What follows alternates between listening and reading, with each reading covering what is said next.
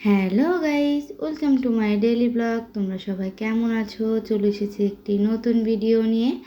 আজ হলো আমাদের চৈত্র সংক্রান্তি। আজকের দিন আমাদের মধ্যে ভাইকে ছাতু খাওয়ানো হয়। তার জন্য মা সকাল সকাল উঠে দেখো ঠাকুর পূজা দিয়ে নিয়েছে। তারপর এখানে ঠাকুরকে ছাতু বাড়িয়ে দিয়েছে। এবার এই ছাতুই কিন্তু ভাইকে খাওয়াতে হবে। তো দেখো আমি কিভাবে ভাই ছাতু খাওয়ালাম। এখানে দেখো আমার ভাইদের আমি এখানে বসিয়ে দিয়েছি এবং থালের মধ্যে কিন্তু আমি সব কিছু বেড়ে দিয়েছি খুব সুন্দর করে। দই, চিড়ে, ছাতু, কলা, মিষ্টি সব কিছু দিয়ে দিয়েছি।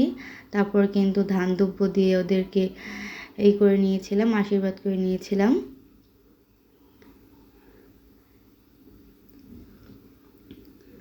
আজকের দিনটা কিন্তু আমাদের মধ্যে খুবই স্পেশাল।